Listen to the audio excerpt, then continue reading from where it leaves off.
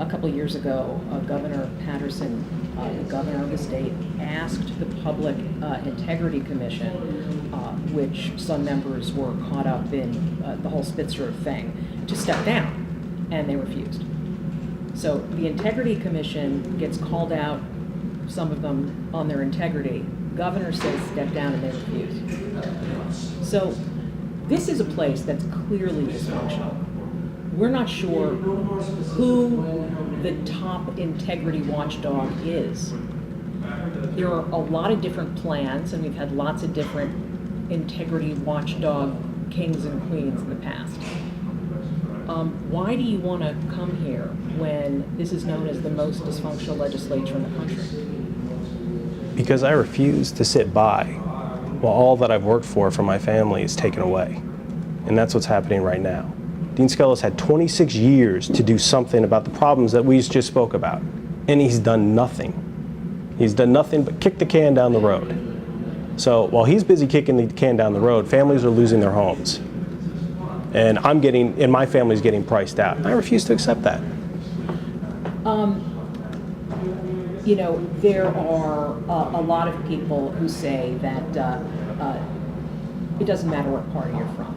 But this year, for example, the Republicans did almost let the budget just die by taking a stand against taxes and spending increases. What would you have done? What would you have done different than any of the other Democrats would have done? First, you got to tackle the waste that's going on in this state. We have massive, massive waste. It seems like every time we create a government entity or agency or something like that, just let it go. And it goes off on its own and becomes this monster that we don't even look at anymore. Well, they are doing auditing now, and they're trying to figure out where the waste is. But it should have been done years ago. Well, is that Skelos' fault? Absolutely. Absolutely. He's been in the leadership for years. He's been around for over a quarter of a century. The problems that we're dealing with now should have been dealt with 20 years ago, but they weren't. So now we have these budgets that are out of control, this debt that is out of control, and now we're trying to rein it in now. And the thing is, over the next 2 years, we have some hard choices to make. And it's not going to be easy, but unless we get our house in order now, there's going to be a time where it's going to be too late. Were you here for the coup? No, I wasn't. I was obviously, in my home, watching the news, reading the newspapers, and all about that, and I was disgusted with it. That is a possibility again this coming term. If there is a minority or very thin majority of Democrats or Republicans, anything like that could happen again. I mean, it's not easy to be in a leadership position in that House. Not that I'm apologizing for Dean Skelos or John Sampson or any of them, but it just seems like there are a lot of well-intended people who are challenging incumbents who might not understand that, this is, you have so many constituencies to serve, and one of them, or a few of them, are your other legislators. Ruben Diaz, Pedro Espada, Hiram Monserrat, they all wanted something different from Malcolm Smith, thanks to the coup. Are you ready to basically buck the system and make a lot of enemies?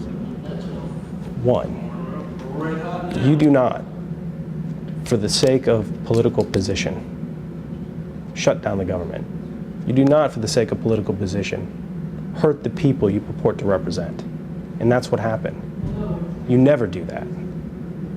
Never. Because people like my family and my neighbors, they're the ones that are hurt by it, by this shutdown.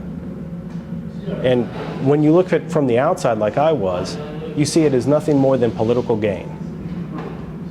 And that's politicians. And this is supposed to be public service. And public service is supposed to be to help those in the public, to assist your neighbors and make sure that they're taken care of. And that's not what's been happening. A lot of people come here with the best of intentions, but for one reason or another seem to be, they just get swept down the river in the current of dysfunction. It's like the old, which I think, false tale of the frog getting boiled to death in hot water. It's so slow that he doesn't feel it and doesn't jump out in time. That's what Albany is. It's like the boiling water that's getting hotter and hotter, and people just don't see what's going on. Which brings us to ethics. Do you have a pledge? Do you have any kind of ethical agenda that you're going to roll out to make you different from some of the other people who are challenging incumbents?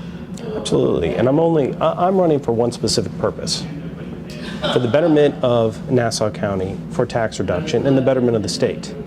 I am not a politician, nor do I want to be a career politician. And I think those people that do want to serve, we demand better of them, and they better stand up to very high ideals. If people want to learn more about you, where can they go? They go to my website, Sava-for-New-York.com. And what would you like to leave our listeners with? That the New York we have today isn't the New York we have to have tomorrow. There are many changes that we can make. There are many good things that we can do. But the problem is, these politicians that have been around for 30 years, if they keep going down the road they're going, nothing's going to change. Nothing at all is going to change. And we could have a better Nassau County and a better New York. Sava for New York, that's SAVA for NewYork.com. I want to thank you very much for joining me. Thank you very much.